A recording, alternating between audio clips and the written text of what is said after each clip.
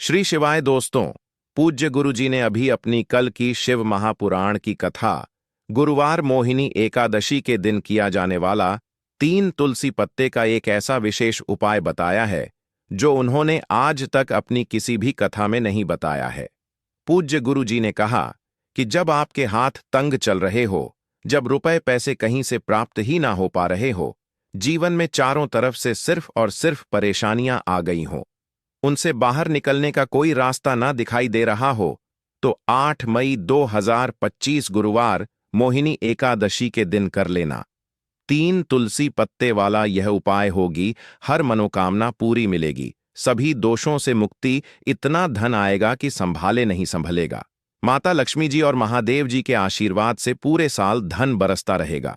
दोस्तों, जैसा कि आप सभी लोग जानते हैं कि 8 मई 2025 यानी गुरुवार को पड़ रही है वैशाख महीने की मोहिनी एकादशी तिथि।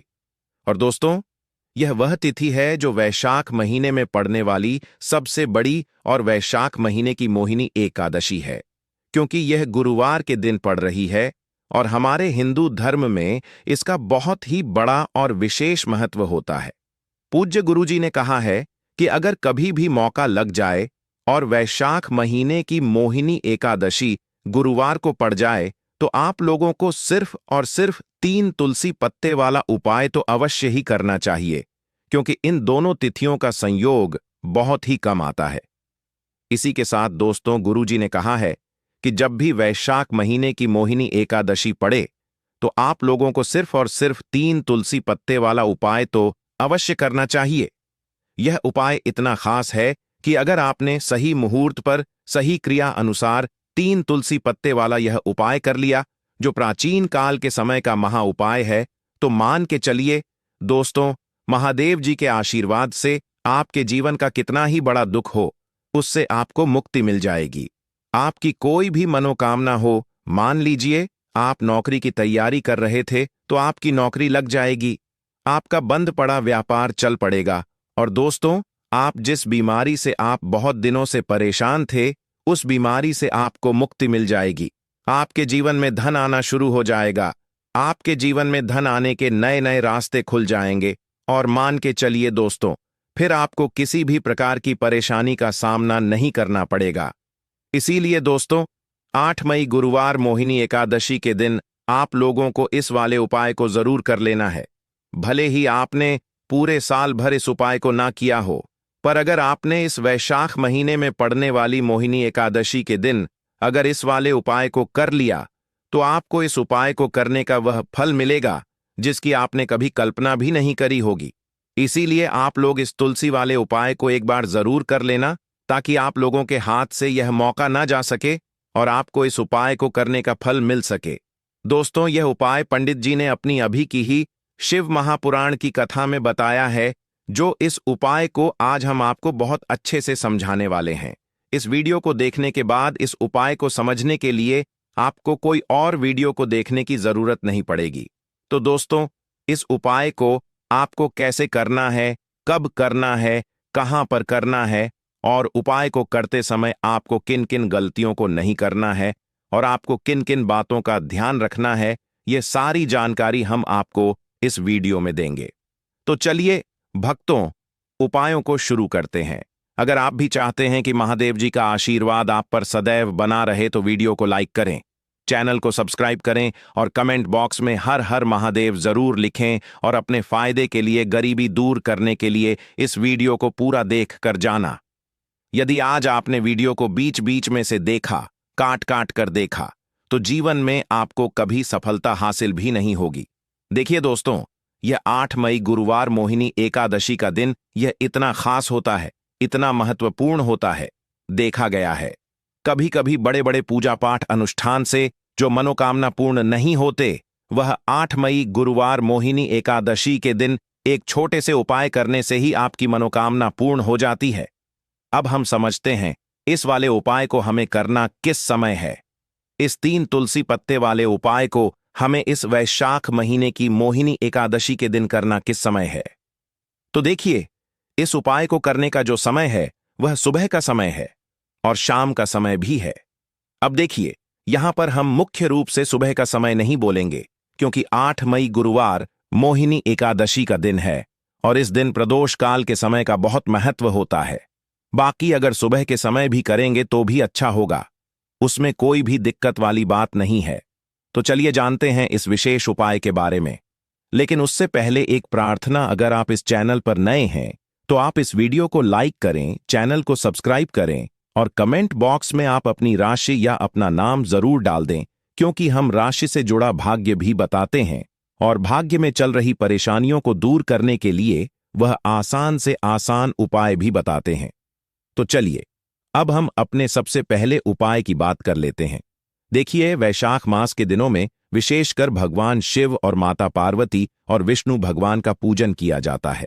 अब साथ ही साथ वैशाख मोहिनी एकादशी का दिन भी पड़ गया है, तो ऐसा समझ लीजिए आपके जीवन में धन भी आएगा, सुख भी आएगा, धन बढ़ेगा भी और साथ ही साथ आपके जीवन के सारे संकटों को भगवान शिवजी दूर कर देंगे।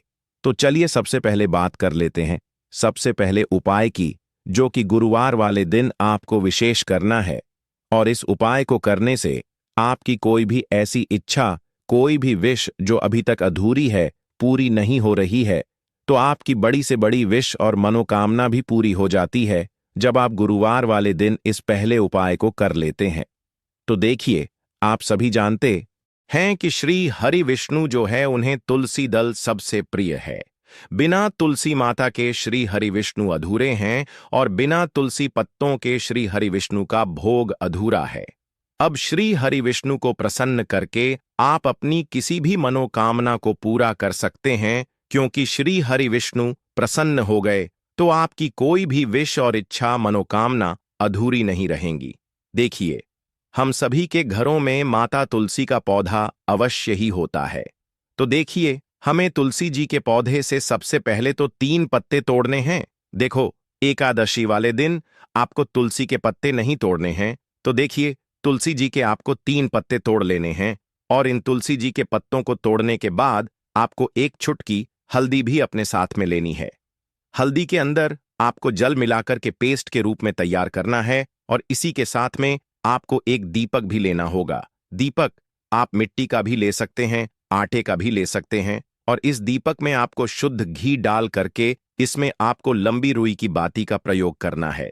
देखिए दोस्तों, आपके पास है 3 तुलसी जी के पत्ते हैं, तो पहला जो तुलसी जी का पत्ता है उस पर आपको सबसे पहले तो जो आपने हल्दी ली है उसकी एक बिंदी लगानी है। और पहला जो तुलसी जी का पत्ता है, आपके घर में भगवान विष्णु का चाहे कोई सा भी स्वरूप हो, चाहे लड्डू गोपाल जी का स्वरूप हो या फिर भगवान कृष्ण की आपके मंदिर में प्रतिमा हो या फिर भगवान श्री राम की प्रतिमाएं, उनके सामने आपको पहला तुलसी जी का पत्ता अर्पित करना है। अब देखिए दोस्तों, आपके पास जो 2 तुलसी जी के पत्ते हैं और आपके पास जो एक दीपक है, इन्हें आपको लेकर के पहुंचना है। अपने ही घर में तुलसी जी के पौधे के पास में देखिए, सबसे पहले तो आपके पास जो 2 तुलसी जी के पत्ते हैं उन पर भी आपको हल्दी की एक एक बिंदी लगानी है और उन दोनों ही तुलसी जी के पत्तों को आपको अपने घर में तुलसी जी के पौधे के वहां पर ही अर्पित कर देने हैं। और इस प्रकार से यह दोनों पत्ते भी तुलसी जी के पौधे के पास में अर्पित करने के बाद अंत में जो आपके पास एक लंबी बाती का दीपक है, इसे आपको तुलसी जी के पौधे के पास में ही प्रज्वलित कर देना है। जो भी व्यक्ति अपने ही घर पर इस प्रकार से तुलसी जी के 3 पत्तों का यह उपाय कर लेता है, तो उसका परिवार हमेशा खुश रहता है। उसके परिवार में कभी भी कोई भी संकट उत्पन्न नहीं होता है और यदि आपके घर में जो भी ग्रह क्लेश है वह भी समाप्त होते हैं। तो इस प्रकार से यह सुंदर सा उपाय करना है। अब बात करते हैं अगले उपाय की। देखो, यदि आपके जीवन में आर्थिक संकट बहुत अधिक हो रहे हैं, धन की समस्या लगातार जीवन में बनी हुई है, 1 रुपयों को प्राप्त करने के लिए आपको बहुत अधिक मेहनत कर रहे हैं, तो आज रात्रि में सोने से पहले आपको हो यह एक चमत्कारी दीपक का उपाय अवश्य करना है। या फिर यदि आपका जो व्यापार है, बिजनेस है, दुकान है, वह अच्छे से नहीं चल पा रही है, तो आज रात्रि में इस विशेष दीपक का उपाय आपको अवश्य करना चाहिए। देखो दोस्तों, दीपक हमारे घर में सभी नकारात्मक शक्ति को बाहर करता है। यह उपाय आपको साल में केवल 1 बार करने का ही मौका मिलता है। देखिए, इस उपाय के लिए आपको तुलसी जी की जो सूखी लकड़ी होती है उसे ले लेना है। देखिए दोस्तों, यदि आपके पास पुरानी तुलसी जी की लकड़ी है तो उसे आप ले सकते हैं। तुलसी जी जो लकड़ी है वह सूखी हुई है, तो उसकी लकड़ी आप तोड़ करके इस्तेमाल कर सकते हैं। लेकिन आपको ध्यान रखना है कि सूर्यास्त से पहले पहले ही आपको यह जो तुलसी जी की लकड़ी है इससे अवश्य ही तोड़ लेना है। तो इस उपाय के लिए आपको सबसे पहले तो एक मिट्टी का दीपक लेना होगा। चाहे तो आटे का दीपक भी ले सके, क्योंकि आटे का दीपक सभी दीपक में सर्वोत्तम माना गया है। इस दीपक के अंदर आपको शुद्ध घी का प्रयोग करना होगा और इससे दीपक के अंदर आपने जो तुलसी जी की लकड़ी ली है उसे भी रख देना है। लेकिन यह जो तुलसी जी की लकड़ी है इसमें आपको चारों तरफ अच्छे से घी लगा लेना है। देखिए, गुरु जी ने बताया है कि जो तुलसी जी की लकड़ी है यदि आप उपाय करते हैं और बहुत ही शीघ्रता से जल जाती है तो इसके लिए आपको एक कार्य करना है। आपको थोड़ी सी रुई ले लेनी है और उस रुई को आपने जो तुलसी जी की लकड़ी ली है उस पर अच्छे से चारों तरफ लपेट देनी है। तुलसी जी की लकड़ी के ऊपर रुई लपेटने के बाद इसे आपको पूरा घी के अंदर डुबो लेना है। अब इसे आपको बाती के रूप में प्रयोग करना है। अब दोस्तों, इस दीपक को आपको प्रज्वलित कहाँ करना है? तो इस दीपक को आपको या तो भगवान विष्णु के सामने प्रज्वलित करना होगा, या फिर आपको भगवान श्री राम के सामने प्रज्वलित करना होगा, या फिर भगवान कृष्ण के सामने, यानी कि भगवान विष्णु के जो भी अवतार हैं उनके सामने आप यह दीपक प्रज्वलित कर सकते हैं, या फिर आप इस दीपक को माता तुलसी जी के सामने भी प्रज्वलित कर सकते हैं। पूज्य गुरु जी ने बताया है कि जो भी व्यक्ति इस प्रकार से तुलसी जी की डंडी से यह दीप दान कर देता है उसके जीवन में कभी भी धन की समस्या नहीं होती है। इसीलिए आपको यह पूरे साल में केवल एक बार ही मौका मिलता है। इस उपाय को करके देखना, आपकी सभी इच्छाएं जरूर पूर्ण होंगी। यह जो उपाय है रात्रि में सोने से पहले करना है। यह उपाय करते सर्वश्रेष्ठ होने वाला है। देखिए, इस उपाय के लिए आपको मात्र 5 हरे मूंग के दाने ले लेना है। देखिए, तिथि है और यह गुरुवार के दिन पड़ रही है, इसीलिए आपको 5 हरे मूंग के दाने लेना है। हरे मूंग के दाने आपको साबुत लेने हैं, खंडित नहीं होने चाहिए। इस बात का ध्यान रखें। और इसी के साथ में आपको एक तांबे के पात्र के अंदर अपने घर से शुद्ध जल ले लेना है। अब दोस्तों, इन सभी सामग्रियों को लेकर के आपको सीधे पहुंच जाना है भगवान शिव के मंदिर में देखिए, इस उपाय को भी आप सुबह भी कर सकते हैं और शाम के समय में भी कर सकते हैं। देखिए, भगवान शिव के मंदिर में पहुंचने के बाद आपके पास जो 5 हरे मूंग हैं उनमें से पहला जो हरा मूंग है आपको शिवलिंग के सामने जो नंदी महाराज होते हैं और उनका जो पैर उठा हुआ होता है वहां पर आपको पहला हरा मूंग समर्पित कर देना है और आपको ओम नमः शिवाय इस मंत्र का जाप कर लेना है। फिर आपको दूसरा हरा मूंग लेना है और शिवलिंग पर जो श्री गणेश जी वाला स्थान होता है वहां पर आपको यह दूसरा हरा मूंग समर्पित कर देना है, यानी कि शिवलिंग के सीधे तरफ आपको यह दूसरा हरा मूंग समर्पित करना है और फिर आपको ओम नमः शिवाय या फिर श्री गणेशाय नमः इस मंत्र का जाप कर लेना है। तीसरा, हरा मूंग का दान आपको भगवान शिव की सबसे प्रिय पुत्री माता अशोक सुंदरी वाले स्थान पर समर्पित करना होगा। शिवलिंग की जो जलाधारी होती है, जहां से जल बह के आता है, उसी जलाधारी के बीच में जो कहीं कहीं उठी हुई लाइन होती है सांप की आकृति के रूप में, वहीं पर आपको तीसरा हरा मूंग समर्पित करना है और फिर आपको ओम नमः शिवाय इस मंत्र का जाप कर लेना है। अब दोस्तों, चौथा जो हरा मूंग है उसे आपको भगवान कार्तिकेय जी का जो स्थान होता है शिवलिंग पर, वहां पर आपको यह चौथा हरा मूंग का दाना समर्पित कर देना है और आपको ओम नमः शिवाय इस मंत्र का जाप कर लेना है। अब दोस्तों, आपके पास जो 5वां और अंतिम हरा मूंग बचा हुआ है उसे आपको उसे जल के पात्र के अंदर डाल देना है और इस हरे मूंग से युक्त जल से आपको भगवान शिव के शिवलिंग का अभिषेक कर देना है।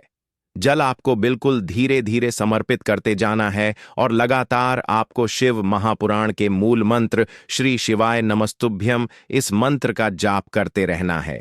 फिर आपको शिवलिंग के सामने बैठकर, यदि आप अपने बच्चों के लिए यह उपाय कर रहे हैं, यदि आप अपने बच्चों की बुद्धि, ज्ञान और विवेक के लिए उपाय कर रहे हैं तो उसके लिए आपको प्रार्थना कर लेनी है, या फिर व्यापार में वृद्धि करने के लिए यह उपाय कर रहे हैं तो उसकी कामना करते हुए आपको प्रार्थना कर लेनी है, या फिर अपनी नौकरी के लिए कर रहे हैं या फिर अपने इंटरव्यू के लिए या फिर धन की प्राप्ति के लिए कर रहे हैं।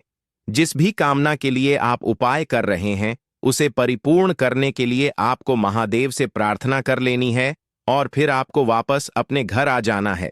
पूज्य गुरुजी ने कहा है कि जो भी व्यक्ति इस उपाय को कर लेता है तो यकीन मानिए आपके जीवन की जो सारे संकट, कष्ट और बाधाएं हैं वह सभी समाप्त होंगे।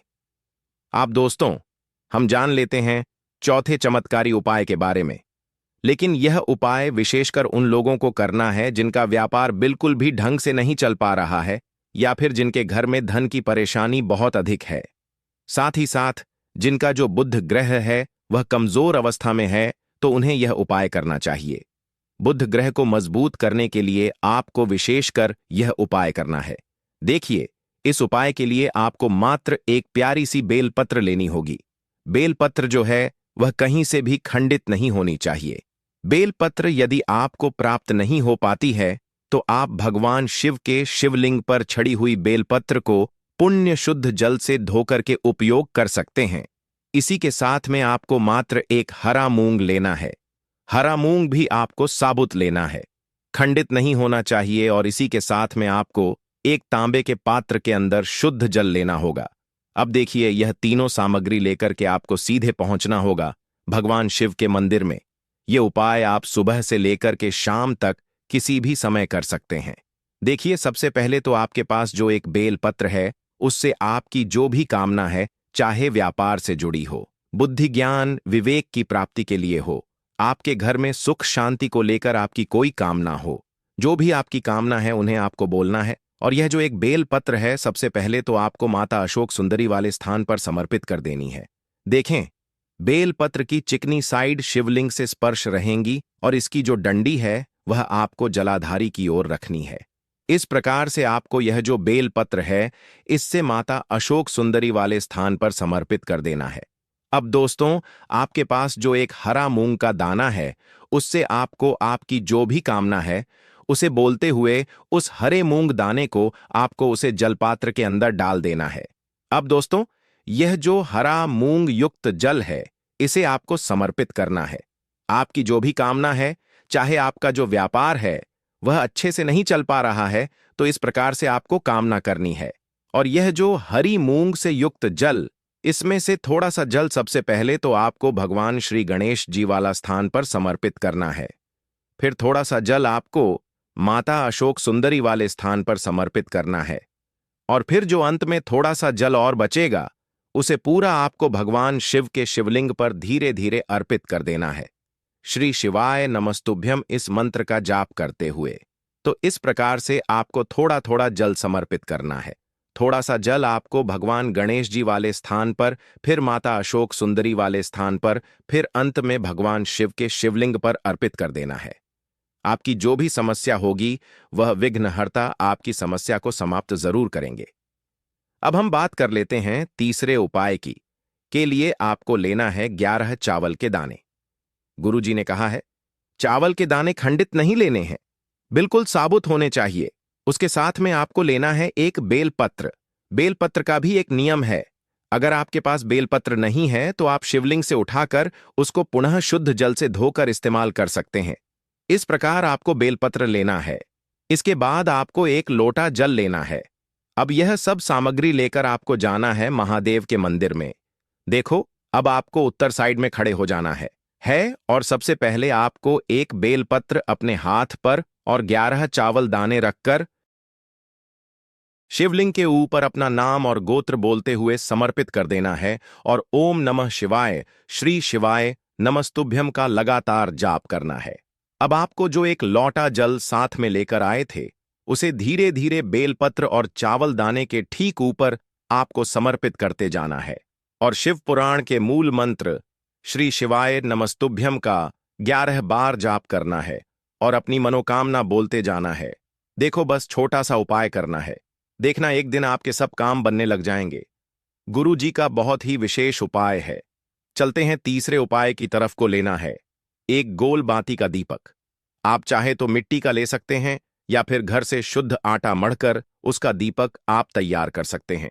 इसके बाद आपको लेना है शुद्ध गाय का घी। अगर वह नहीं है तो कोई भी देसी घी इस्तेमाल कर सकते हैं, जिससे आपको दीपक प्रज्वलित करना है।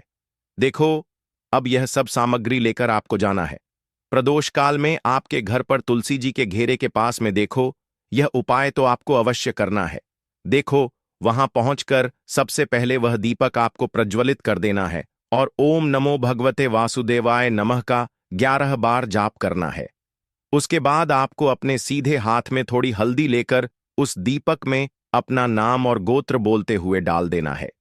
बाद माता लक्ष्मी से आपको प्रार्थना करना है कि हे महालक्ष्मी, हमारी सभी दुख तकलीफों को दूर करो। हे महादेव, हमारे सब दुख कष्टों को खत्म करो।